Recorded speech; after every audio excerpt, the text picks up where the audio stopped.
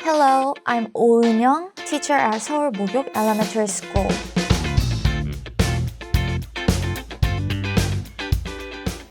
I have educated the lesson related to life for students in elementary school for 17 years. I'd like to share my cases about the life and media with African teachers. Today's topic is digital citizenship. It's been COVID-19 era since last year. There have been many regrettable things in COVID-19 era, especially it is regretted that discrimination towards Asians, the mood hating each others has occurred. Teachers, let me talk the 4 things with me. Let's share the class examples including first, digital citizenship, the meaning hateful expressions, third, finding hateful expressions and living, and lastly, reducing hateful expressions. Teachers, have you ever heard digital quotient, DQ? According to DQ project, they are linked to the program increasing global DQ through the measurement of digital intelligence and quotient, or the implementation of programs. After finishing a lecture, it is good for you to access that program.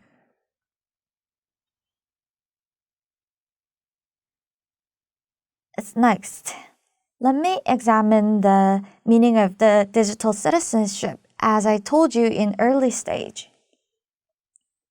Information and communication ethics, citizenship, and digital literacy. These 3 terms sound similar but different. Let me tell you the meaning again. It means the civil knowledge among people connected with digital network.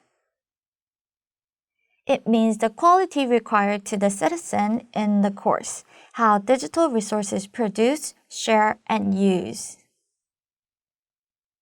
In other words, please think that it is the knowledge or ability to have in the digital era and information era.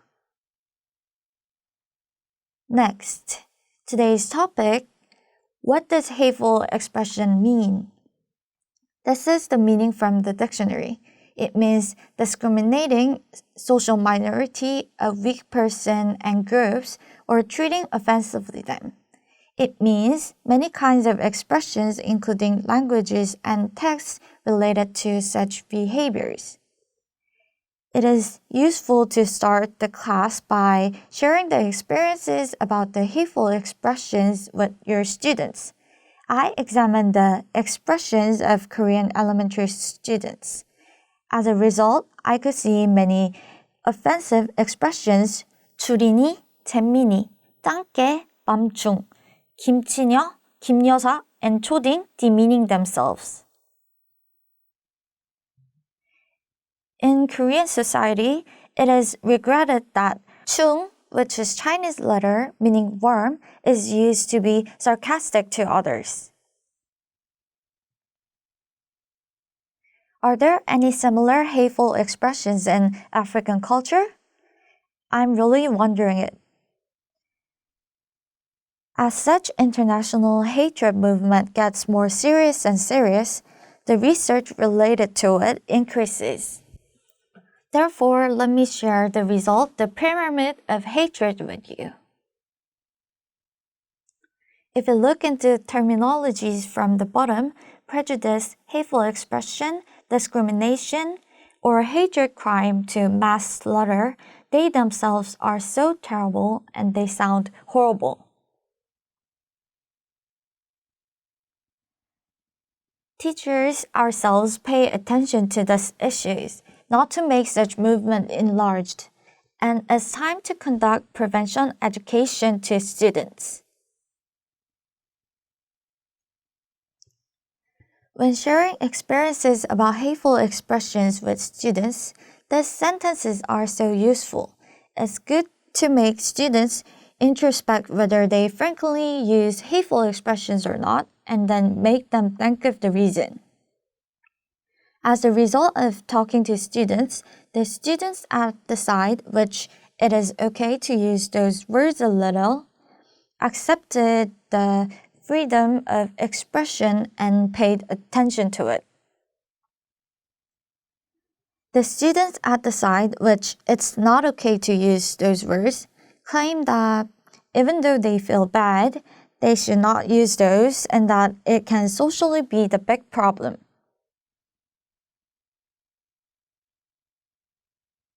If so, let me examine why this hateful expression can be offending.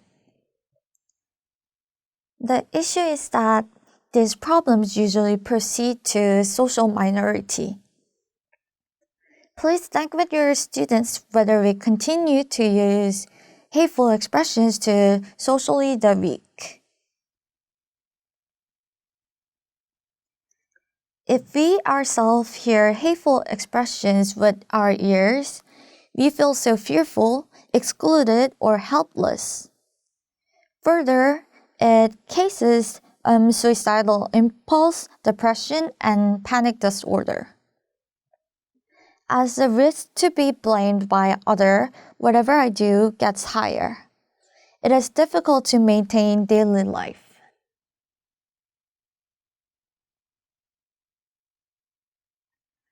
We should reduce the hateful expressions which can create such horrible side effects.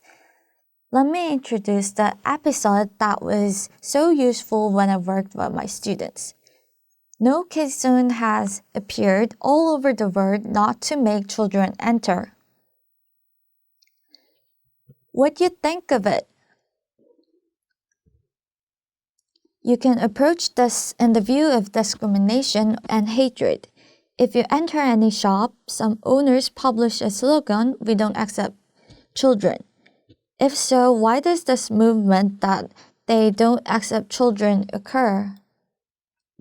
As certain shops that claim no kids zone seriously care problems such as children's making noises or safety accident, they want not to bother others.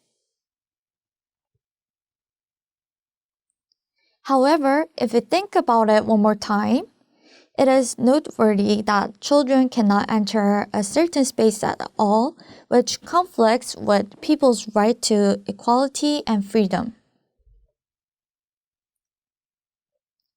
By looking at these points evenly and reading related books together, students can discuss what they think about these issues.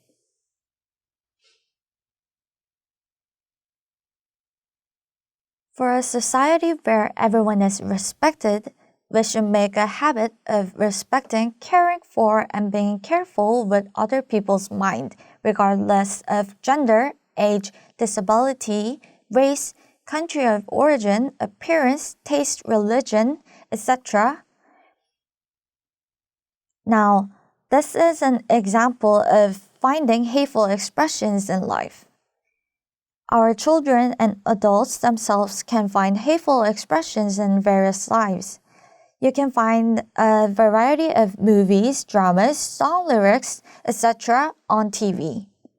In the example I looked up with students, I won't tell you the specific name of the work. Like this, we can approach the problem by imagining being racist in a foreign country or the remarks that disparage the skin of international students. Next, let me introduce the project to raise of digital citizenship. I carried out the project called the Diversity Protection Project. It can be linked to the real story of the United States. Take the syllabus, discrimination and prejudice in me, and examples of finding discriminations of hatred in various media that I just introduced. And I remember successfully operating the diversity protection project by including promotions and various activities to prevent such behaviors. And it can be connected with the remote learning as a digital citizenship project.